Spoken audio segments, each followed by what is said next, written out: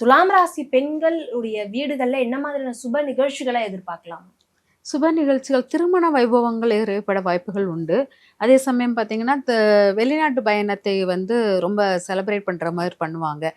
யாராச்சும் முக்கியமா வெளிநாட்டு போனாங்கன்னா, அத ஒரு செலிப்ரேட் மாரி எடுத்து கொண்டு வருவாங்க அப்படிங்கிறத எடுத்துக்கலாம்.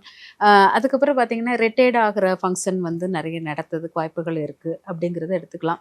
அதுக்கப்புறம் பார்த்தீங்கன்னா, அ கொஞ்சம் கணவன் மனைவி ஒற்றுமைகளுக்குள் ரொம்ப அந்யோன்யம் அதிகரிக்கும். அதனால இந்த 20வது வெட்டிங் ஆனிவர்சரி அந்த மாரி ஆனிவர்சரி ஃபங்ஷன் ரொம்ப செலிப்ரேட் பண்ணக்கூடியதாக இருக்கும். அதனால சுப நிகழ்ச்சிகள் சிறப்பாக இருக்கும். சில சுப நிகழ்ச்சிகள் ஆ வெளியில போற விஷயத்துக்கு கூட பிள்ளைகள் வெளிய போறாங்க, இல்லாட்டா வேலை சார்ந்த விஷயம் வெளியூர் போறாங்க. அந்த மாரி விஷயத்த கூட ஒரு செலிப்ரேஷனா எடுத்துட்டு கொண்டாடுவாங்க அப்படிங்கிறது எடுத்துக்கலாம். துலாம் ராசி பெண்கள் இப்போ 10th 12th எக்ஸாம் எழுதியிருப்பாங்க. அடுத்தது காலேஜ் அந்த மாதிரியான விஷயங்கள்ல ஈடுபடுவாங்க. அவங்களுடைய படிப்பு ரீதியா அவங்களுக்கு எப்படி ஒரு விஷயங்கள் காத்துக்கிட்டு?